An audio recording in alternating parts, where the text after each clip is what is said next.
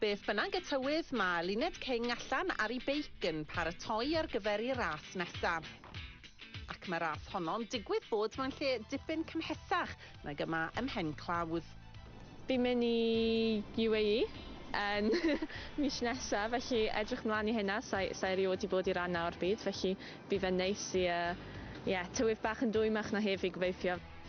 Y freuddwyd eleni fydd y cystadlu gyda'i ffîm Life Plus Wahoo yn y Tour de France i fenywod.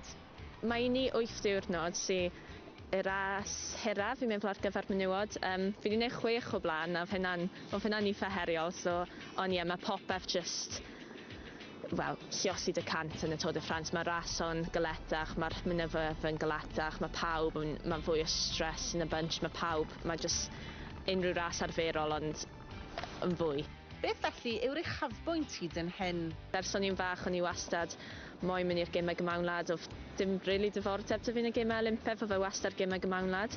A wedyn yn Birmingham, Llynedd, 2022 nawr, ges i efydd ar y trac a na'r uchafbwynt. Ond nid seiclo'n unig sy'n mynd â'i hamser. Dwi'n astudio econometrics yn Nottingham a mae bach yn galed i bwyso bob dim, ond mae'n rili neis i gael rhywbeth arall i feddwl amdano, neu os mae rhywbeth ddim yn mynd yn far y beic, mae wastad astudio. Bosib y bydd ei chefndir mathemategol yn ei helpu i fesur i datblygiad o fewn y peleton.